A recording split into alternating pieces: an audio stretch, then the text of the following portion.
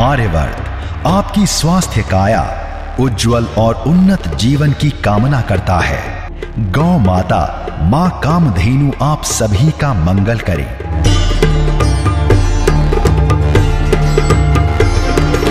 आर्यवर्त भारत का स्वाभिमान।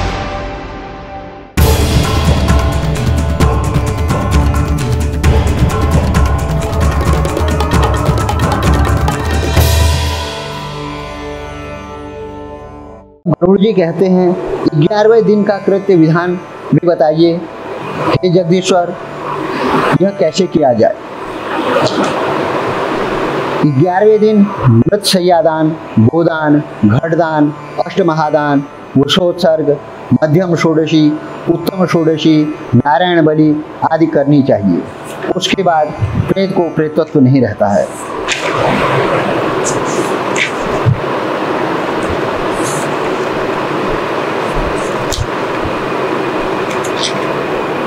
जब तक षोडशत्र संज्ञक श्राद्ध नहीं किए जाते तब तक वह प्रेत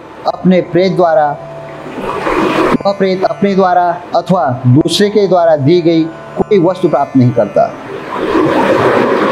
पत्नी यदि अपने पति के उद्देश्य से इन श्राद्धों को करती है तो उसे अनंत श्रेय की प्राप्ति होती है। वह मेरे द्वारा सती कही गई है।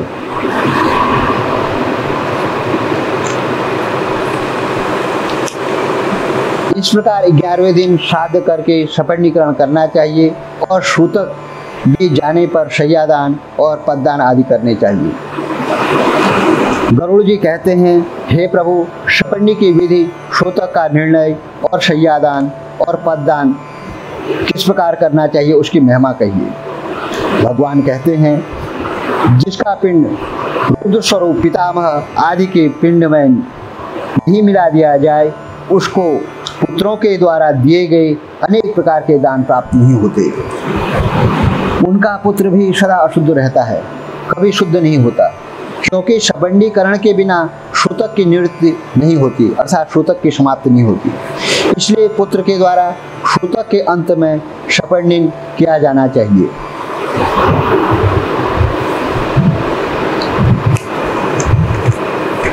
कलयुग में जनाना शौच और मरना शौच से सभी वर्णों की 10 दिन में शुद्धि हो जाती है, ऐसा शास्त्रों का निर्णय है। मरना शौच में आशीर्वाद, देव पूजा, आगंतुक का स्वागत, अभिवादन, पलंग पर शयन अथवा किसी अन्य का स्पर्श नहीं करना चाहिए। मरना शौच में संध्या, दान, जप, होम, पितृतर्पण, ब्राह्मण भोजन एवं व्रत नहीं करना चाहिए। व्रती, ब्रह्मचारी, मंत्रपूत, अग्निहोत्री, ब्राह्मण, ब्रह्मनिष्ठ, यति और राजा, इन्हें सूतक नहीं लगता। सूतक न जानने के कारण जो व्यक्ति सूतक वाले घर से अन्नादि को कुछ ग्रहण करता है वह दोषी नहीं होता, किंतु याचक को देने वाला दाता दोष का भागी होता है। जो सूतक को छिपाकर अन्न ब्राह्मण को अन्न देता है वह दाता तथा सूतक को जानकर भी जो ब्राह्मण सूतक का अन्न या भोजन करता है वे दोनों दोषी होते हैं। इसलिए सूतक से शुद्धि प्राप्त करने के लिए पिता का शपथनीकरण श्राद्ध करना चाहिए, तभी वह मृतक पितृगणों के साथ पितृलोक में जाता है। कलयुग में धार्मिक भावना की अनित्य होने से, पुरुषों की आयु क्षीण होने से और शरीर की अस्थिरता के कारण 12वें दिन ही शपथनीकरण कर लेना चाहिए। तब वसु, रुद्र, आदित्य स्वरूप पिता, पितामह और प्रपितामह अर्थात पिताजी और दादाजी और उनके फिर पिताजी को क्रमशः एक एक अर्थात 3 पिंड प्रदान करें और चौथा पिंड मृतक को प्रदान करें। उसके बाद स्वर्ण की शलाका से प्रेत के पिंड को 3 भागों में विभक्त करें और पितामह आदि के पिंडों में पृथक पृथक उनका मिलन करें। शपथनीकरण श्राद्ध संपन्न करना चाहिए। इसके पश्चात अतिथि को भोजन करावे और हंतकार प्रदान करे। ऐसा करने से पितर, मुनिगण, देवता तथा दानव तृप्त होते हैं। भिक्षा 1 ग्रास के बराबर होती है, पुष्कर 4 ग्रास के बराबर होता है और 4 पुष्करों अर्थात 16 ग्रास का एक हंतकार होता है। इस प्रकार शबंडी के दिन विधि विधान पूर्वक दान दे करके बहुत से ब्राह्मणों तथा चांडाल आदि को भी भोजन देना चाहिए।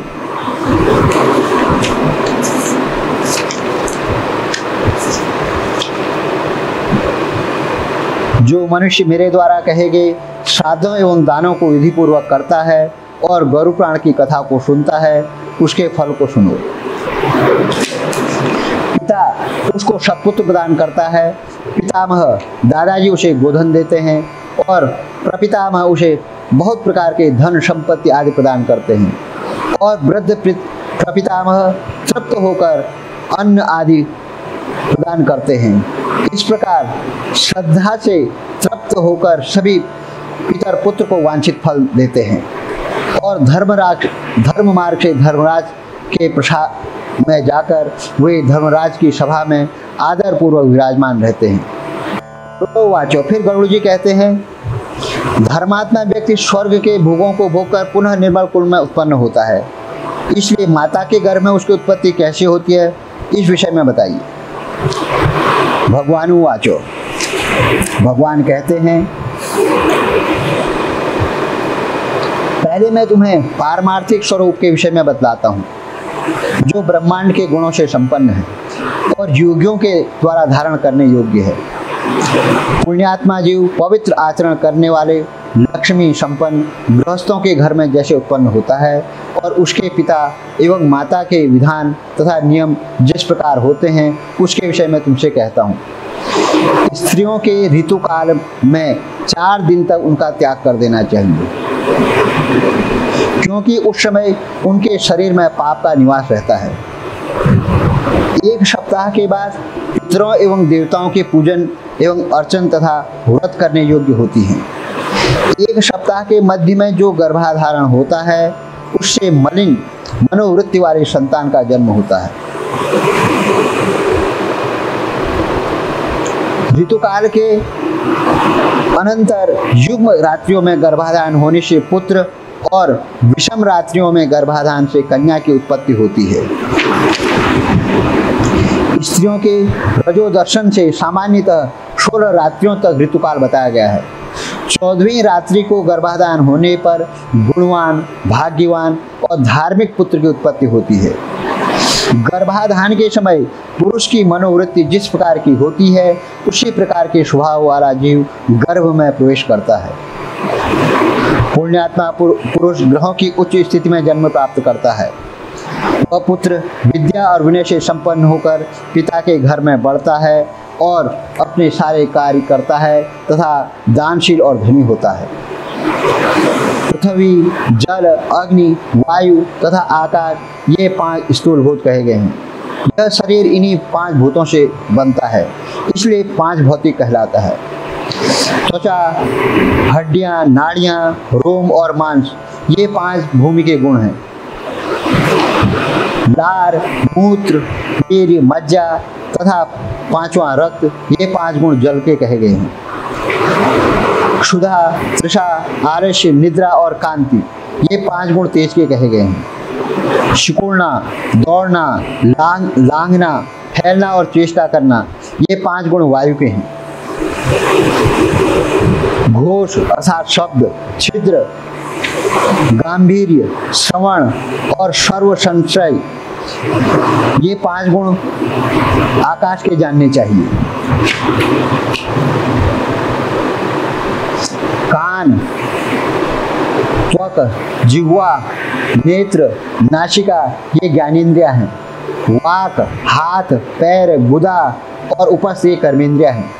दिशा, वायु, सूर्य, प्रेता और अश्विनी कुमार, ये ज्ञानेंद्रियों के तथा विंध्य, इंद्र, विष्णु, मित्र तथा प्रजापति, ये कर्मेंद्रियों के देवता कहे गए हैं। देह के मध्य में ईड़ा, पिंगला, सुषमणा, गांधारी, गजीवा, पूषा, यशस्विनी, अलम्बुषा, कुहू और शंखिनी, ये 10 प्रधान नाड़ियाँ स्थित हैं। प्राण, अपान, समान, उदान तथा व्यान, नाग, कूर्म, कृक्कल, देवदत्त और धनंजय, ये 10 वायु हैं। हृदय में प्राणवायु, गुदा में अपान वायु, नाभि मंडल में समान वायु, कंठ देश में उदान वायु और संपूर्ण शरीर में व्यान वायु रहते हैं। डकार या वमन में नाग वायु, कृक्कल नामक वायु क्षुधा को दीप्त करती है। देवदत्त नामक वायु जवाही कराती है। सर्वव्यापी धनंजय वायु मृत्यु के पश्चात भी मृत शरीर को नहीं छोड़ती।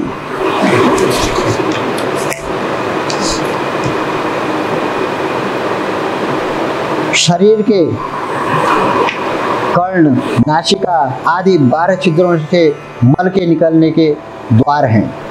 उनको कान, आँख, नासिका, जिह्वा, दांत, नाभि, नख, गुदा, गुप्तांग तथा शिराएं और समस्त शरीर के ये में स्थित छिद्र एवं लोम, ये 12 मल के निवास स्थान हैं।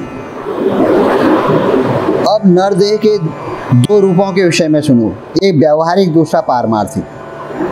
व्यवहारिक शरीर में 3.5 करोड़ रोम, 7 लाख केश, 20 नाखून, 32 दांत सामान्यतः बताए गए हैं। इस शरीर में 1000 पल मांस, 100 पल रक्त, 10 पल मेदा, 70 पल त्वचा, 12 पल मज्जा और 3 पल महारक्त होता है। पुरुष के शरीर में 2 कूड़व शुक्र और स्त्री के शरीर में 1 कूड़व रज होता है। संपूर्ण शरीर में 360 हड्डियां कही गई हैं। शरीर में स्थूल और सूक्ष्म रूप की करोड़ों नाड़ियां हैं। इसमें 50 पल पित्त और उसका आधा अर्थात 25 पल कफ बताया गया है। सदा होने वाले विष्ठा और मूत्र का कोई प्रमाण ही नहीं है। व्यवहारिक शरीर इन गुणों से युक्त है और पारमार्थिक शरीर में 14 भुवन, सभी पर्वत, सभी द्वीप और सभी सागर तथा सूर्य आदि ग्रह विद्यमान रहते हैं। पारमार्थिक शरीर में मूलाधार आदि 6 चक्र होते हैं। ब्रह्मांड में जो गुण कहे गए हैं वे सभी इस शरीर में स्थित हैं। पैरों के तलवे में तल्लोक और पैर के ऊपर वितल्लोक जानना चाहिए।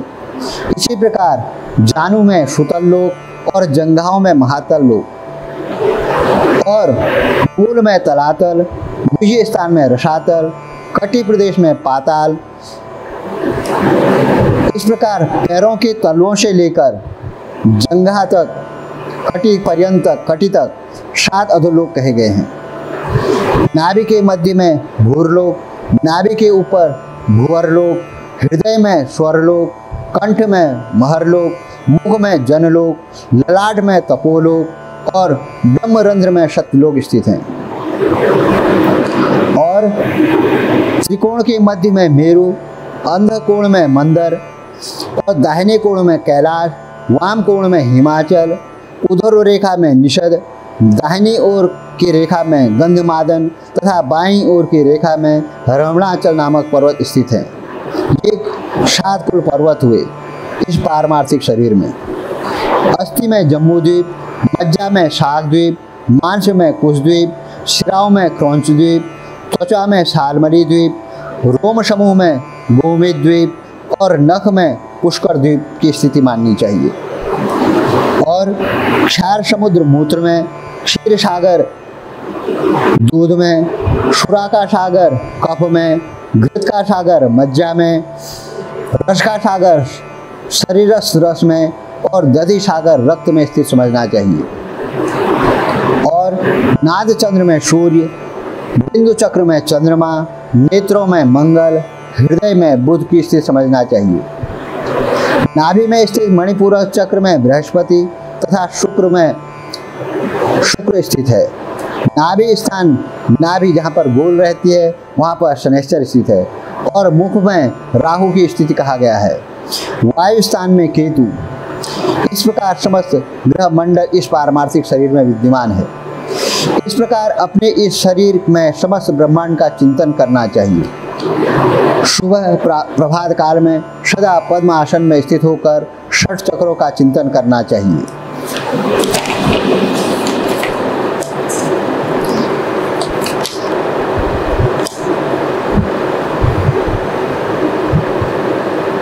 हे गरुड़, जो जो मनुष्य इस प्रकार का आचरण करता है वह मेरी भक्ति के योग से सनातन मोक्ष पद को प्राप्त करता है।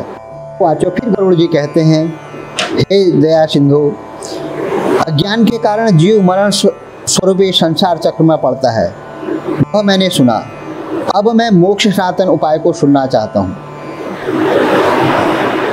हे शरणागत वत्सल भगवान, सभी प्रकार के दुखों से मलिन तथा सार रहित इस भयावह संसार में अनेक प्रकार के शरीर धारण करके अनंत जीव राशियाँ उत्पन्न होती हैं और मरती हैं, उनका कोई अंत नहीं है। हे प्रभु, किस उपाय के करने से इन्हें इस संस्कृति चक्र से मुक्ति प्राप्त हो सकती है, वह आप बताइए।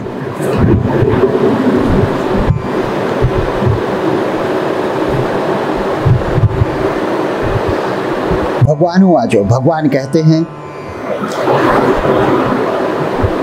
वह परमात्मा स्वतः प्रकाश है, अनादि अनंत निर्विकार, परात्पर, निर्गुण और सच्चित आनंद स्वरूप है।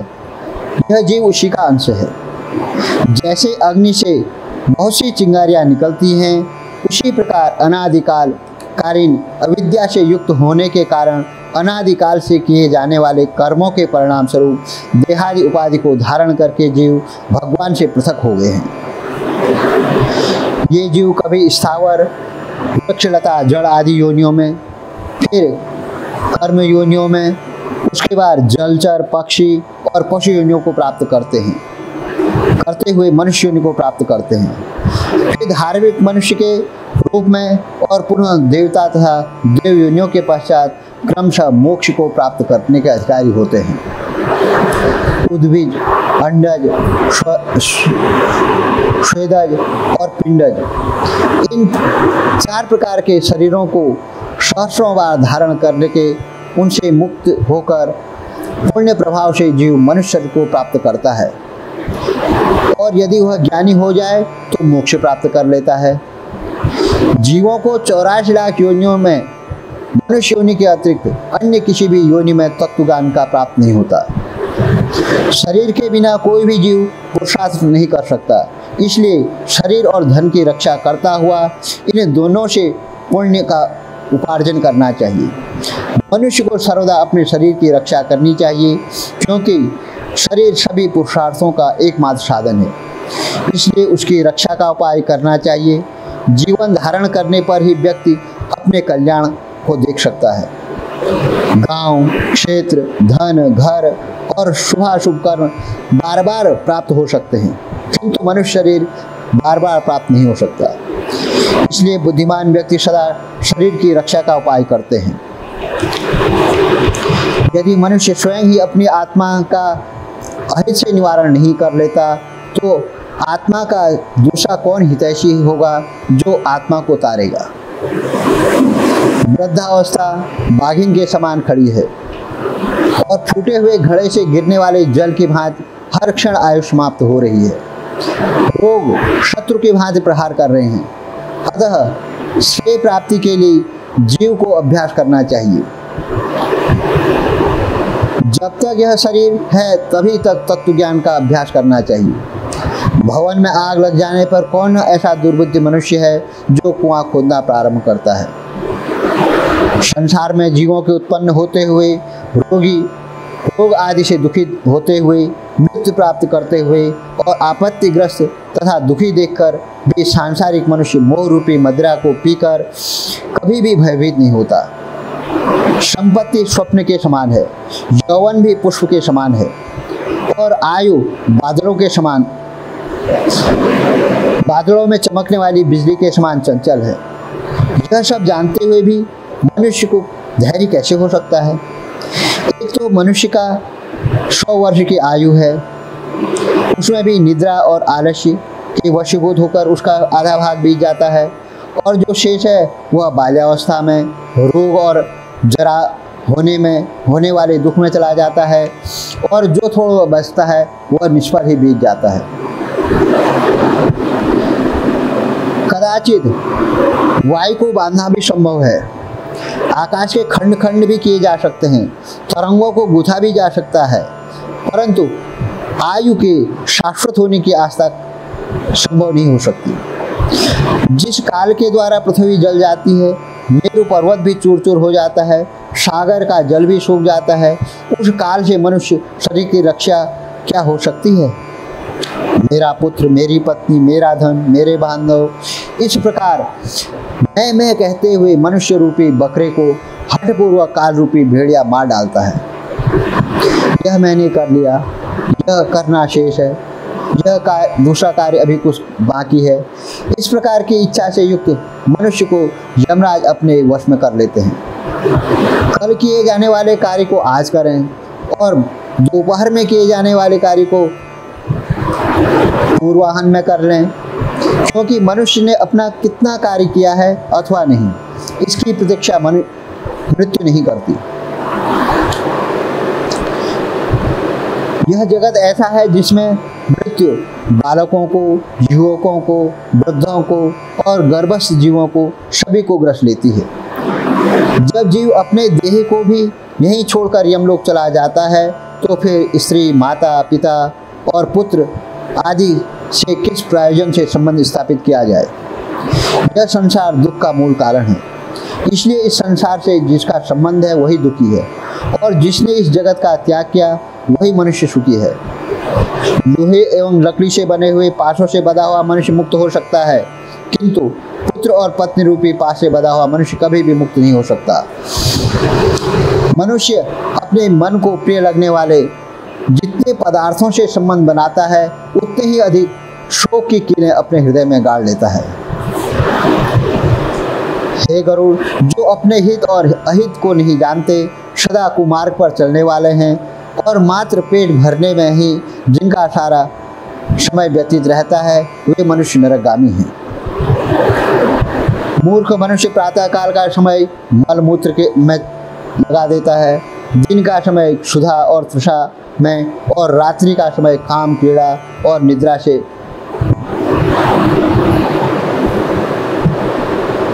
सत्संग और विवेक, ये दोनों ही व्यक्ति के दो निर्मल नेत्र हैं। जिस व्यक्ति के पास ये नहीं है वह अंधा है। वह अंधा मनुष्य कुमारगामी क्यों नहीं होगा? शरीर को दंड देने मात्र से क्या अविवेकी पुरुष को मुक्ति की प्राप्ति हो सकती है? वाल्मीकि ताड़न से करने से मात्र से क्या सर्प की मृत्यु होती है?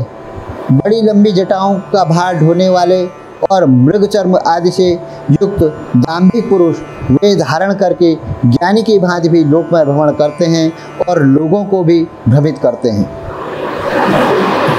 संसार में, घर में और जंगल में लज्जा त्याग कर समान रूप से नग्न होकर गर्दभ आदि पशु विचरण करते हैं, तो क्या वे मुक्त हो जाएंगे?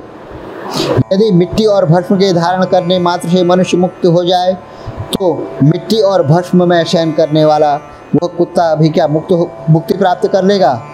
घास पात और जल का आहार करने वाले, निरंतर जंगल में निवास करने वाले चूहे, हिरण, पशु भी क्या तपस्वी योगी हो जाते हैं? अर्थात अन्न छोड़ देने से, ग्राम या नगर में निवास छोड़कर वन में रहने मात्र से कोई सन्यासी नहीं हो जाता।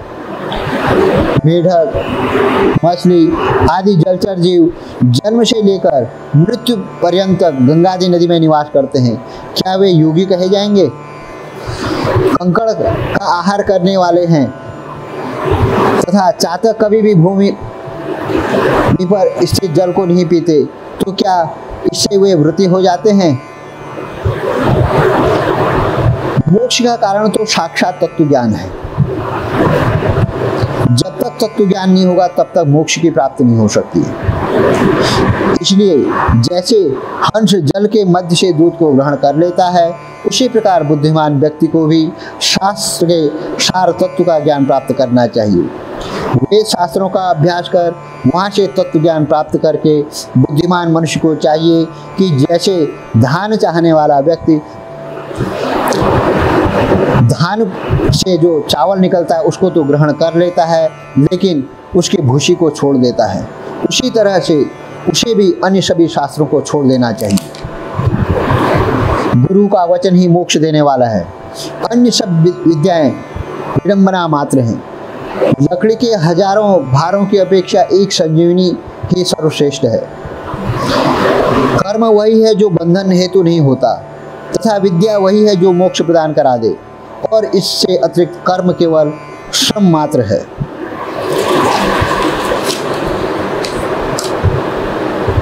जब तक मन स्थिर नहीं हो जाता, जब तक शास्त्र का चिंतन नहीं किया जाता, जब तक गुरु की कृपा प्राप्त होती, तब तक तत्व ज्ञान की चर्चा ही कहाँ होती है।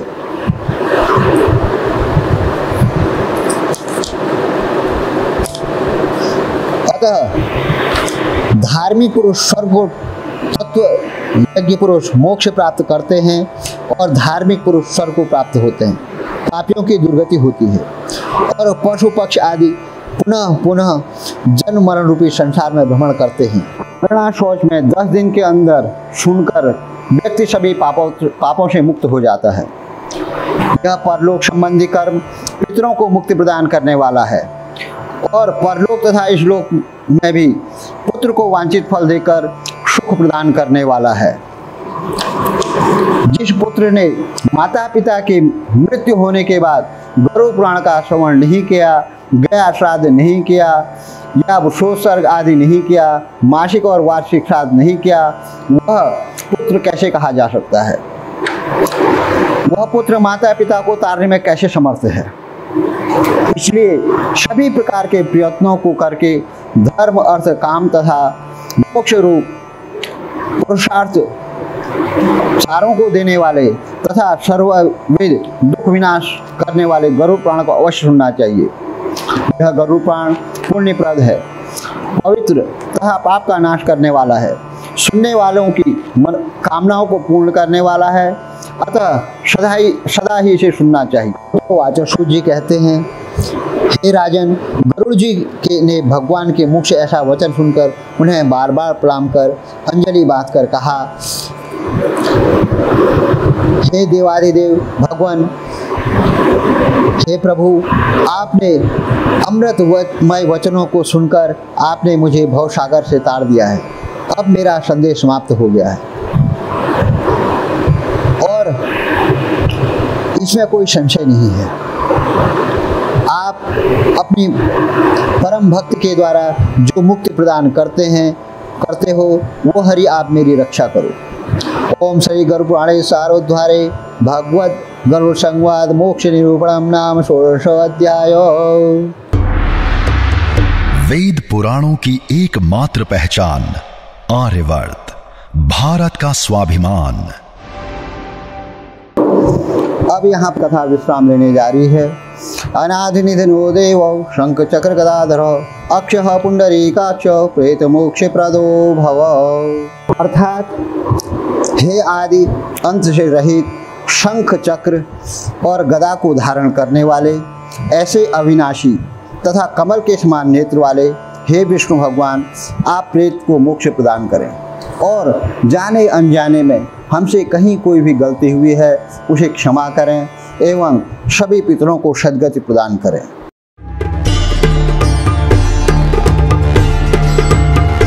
आर्यवर्त, भारत का स्वाभिमान। हमारा सेवा भाव और संकल्प शक्ति है आर्यवर्त।